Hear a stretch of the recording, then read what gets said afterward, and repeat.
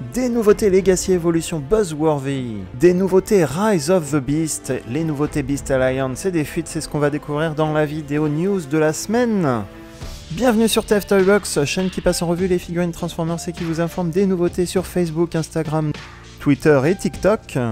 Vous retrouverez le sommaire en description de la semaine et aujourd'hui, maintenant, on commence tout de suite par la news de la soirée dernière. Après l'avalanche de news Legacy Evolution de la semaine dernière, on a encore une dernière figurine, une exclusivité, il s'agit de Origin Jazz. Il fera partie de la gamme buzzworthy Bumblebee, exclusivité Target aux États-Unis, mais qui se retrouve disponible dans certains magasins en ligne chez nous, en France, donc on verra où il sera disponible, aucune information pour le moment. Il s'agit d'un tout nouveau mold pour Jazz, un nouveau moule. Jazz a le look robot de Jazz dans le dessin animé de 84 avec son mode alternatif sur Cybertron tel qu'on le voit dans le tout premier épisode de Transformers More Than Meets the Eyes partie 1 de 1984. Dans le dessin animé, il avait le même look robot que son mode robot sur Terre, donc avec l'avant d'une voiture terrestre, et c'est pour ça que sur son torse, il a un look typique de Jazz. Disponibilité de cette figurine donc pour premier semestre, si tout va bien, 2023. Pas de précommande pour cette figurine pour le moment, elle n'est même pas sur Hasbro Pulse à l'annonce de la figurine. Grosse fuite Studio Series, on aura le droit cette année au 4e Dinobot Leader Class. Snarl est donc un des Dinobots présent des fractions de secondes dans le film 1986. Transformers, et pourtant il fera partie de cette série parce que les autres Dinobots sont tout simplement sortis dans la même gamme. Un bon gros dino stégosaure, il est à l'échelle avec ses autres compagnons et complétera parfaitement l'équipe. Disponibilité aussi prévue cette année, il n'est pas encore annoncé officiellement par Hasbro.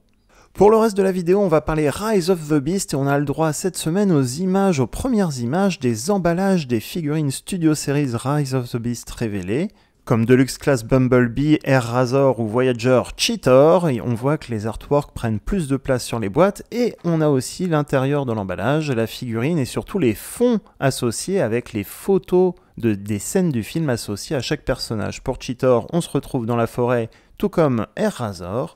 Ce seront certainement des scènes où les personnages seront présents. On a également les images des Core Class comme Arcee ici, qui se retrouve sur une route pour son mode moto.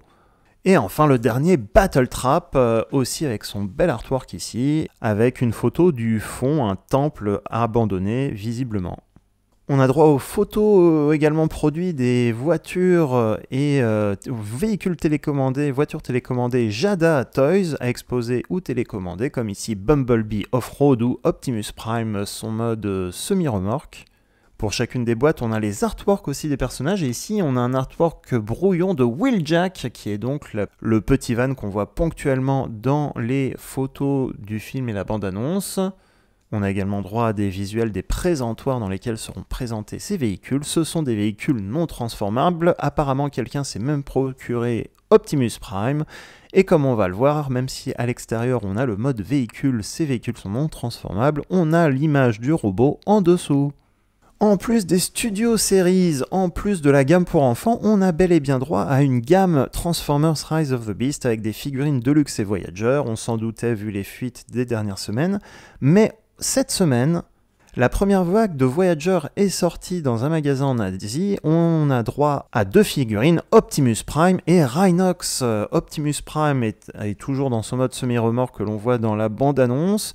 Rhinox, c'est la première fois qu'on voit officiellement Rhinox sur un visuel. Ils n'ont pas été annoncés officiellement, mais bon, là ils se retrouvent en magasin, donc on peut en parler quand même. On commence par Optimus Prime, donc il ne s'agit pas du jouet qui était sorti dans la gamme Studio Series, c'est vraiment une nouvelle version du semi-remorque, une version simplifiée, probablement avec assez d'articulation comme les figurines War for Cybertron, avec aussi le même niveau de détail, légèrement moins on imagine que les Studio Series. Ici justement une comparaison à gauche avec le Studio Series Optimus Prime du film Bumblebee Movie et à droite Optimus Prime Leader Class de la gamme Earthrise ou Kingdom. Ce Voyager semble donc plus petit que la normale. Et côté Rhinox, on a donc droit à une nouvelle figurine, un beau visuel d'ailleurs du mode Rhino sur l'emballage. Le fond aussi est plutôt bien réussi et rappelle le fond qu'il y a avec les emballages Kingdom. Le mode robot semble assez différent du mode robot de la gamme Kingdom, mais il reprendra quand même certains éléments de transformation. Un bon mode robot avec pas mal de pistons, des articulations comme je le disais, et même des niveaux de détail quand même qui sont plutôt bien réussis. Il manque peut-être un poil de peinture. Et ici une comparaison avec Kingdom Rhinox. Le mode Rhino, lui, est très bien réussi, je le trouve mieux même que le Kingdom, et ses chaînes et ses pistons qui sortent du mode animal font vraiment penser au look steampunk qui était dans les rumeurs lorsqu'on parlait du design de Rhinox dans certaines interviews qui avaient eu lieu l'année dernière.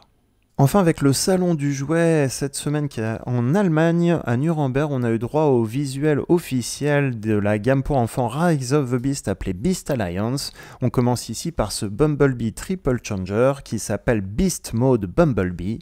Triple Changer, ça allait très vite. On a son mode off-road ici, on a son mode robot ici, et Triple Changer parce qu'il a un mode avec un mode animal en plus. En lisant les listings et les rumeurs, en lisant Beast Mode Bumblebee, je m'attendais à un mode animal pour Bumblebee. En fait, il s'agit de ce jouet. C'est juste un Angry Bird qui sort de son torse avec des petites ailes qui sortent à l'arrière. Il ne sera pas pour tous les collectionneurs, mais en tout cas, il va certainement amuser pas mal d'enfants. C'est Bumblebee après tout.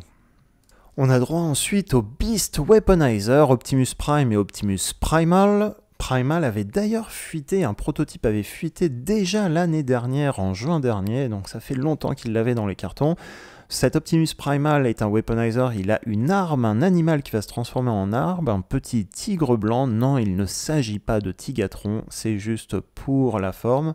Cette arme va être un arc pour Optimus Primal, bien sûr le gorille va se transformer, et on a droit à un petit loup bleu, un petit loup bien sympa qui va aller avec Optimus Prime. Niveau de peinture minimum, on reste sur des jouets pour enfants dans cette gamme, mais ce loup va se devenir une scie. Optimus Prime, lui, peut également se convertir en camion. On a droit ensuite au Beast Combiner, un concept utilisé un petit peu dans la gamme Cyberverse déjà à l'époque. Une figurine principale et un animal qui va devenir une armure pour le personnage. Ici, Bumblebee qui va se transformer toujours en Camaro, mais aussi est accompagné d'un loup. Le loup va devenir une arme et une armure pour Bumblebee avec une nouvelle tête. Même concept avec Arcee qui sera une moto rouge dans le film Rise of the Beast. On lui ajoute un petit loup blanc sur le côté, bien sauvage ce loup blanc. Voilà à peu près la comparaison également de taille entre les deux personnages. Alliance d'un Autobot et d'un animal. Arcee reprendra une tête proche de la tête génération 1 avec son armure, c'est encore plus flagrant, elle a droit à un petit viseur bleu au niveau de la tête.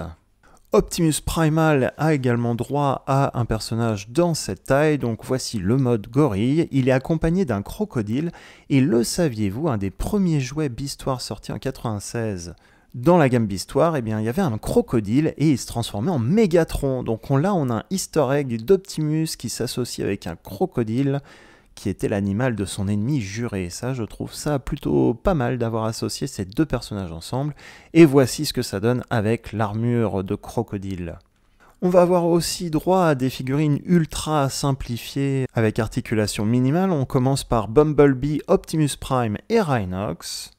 On voit bien qu'Optimus et Bumblebee reviennent souvent. Ici, Optimus a droit à une épée qui sort de son bras en mode robot et en mode véhicule. Il a un mode camion bien renforcé. J'espère qu'il aura ces deux modes véhicules dans le film. Rhinox est très proche du coup, comme on l'a vu avec la figurine Voyager. Il est proche de Rhinox Original Beast Wars. Et toujours un bon mode steampunk Rhino en mode alternatif. Bumblebee, sans surprise, est la Camaro Off-Road, le même mode qui va revenir très souvent cette année pour notre personnage favori. On a droit également à des Battle Masters ou Battle Beast Masters, des animaux qui vont se transformer en armes pour les autres figurines. Ici, une petite panthère qui va se transformer en épée. J'ai dit panthère alors que c'est guépard. Rhinox, ici, qui est vachement bien détaillé et qui se transforme en mitraillette. Je veux ce Rhinox pour mes autres figurines Transformers. Pareil pour ce crocodile qui va se transformer en arme pour équiper vos autres figurines. Enfin, on aura droit aussi à des jouets roleplay comme un pistolet qui se transforme en Optimus Prime, même si c'est pas très articulé pour Optimus Prime, on dira que c'est un robot qui a son effigie. Et on va avoir droit à des robots qui se transforment en masques de deux personnages, Bumblebee et Optimus Primal. Voici la mode transformation, le mode transformé de ce robot en masque de Bumblebee.